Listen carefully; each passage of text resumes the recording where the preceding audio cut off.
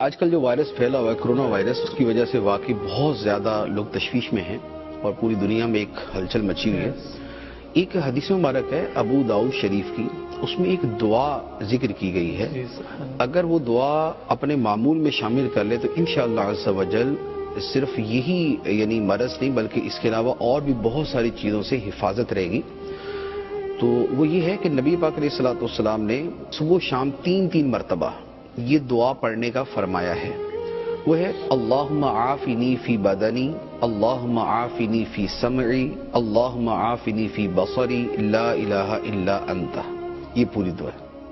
تو یہ 3 مرتبہ پڑھنی ہے۔ تو یہ صبح و شام 3 مرتبہ پڑھیں گے تو اس دعا کے اندر بطور خاص اپنے پورے بدن کی عافیت، کانوں کی عافیت اور اپنی آنکھوں کی عافیت کی دعا ہے، تو انشاءاللہ عز و جل وہ بندہ عافیت میں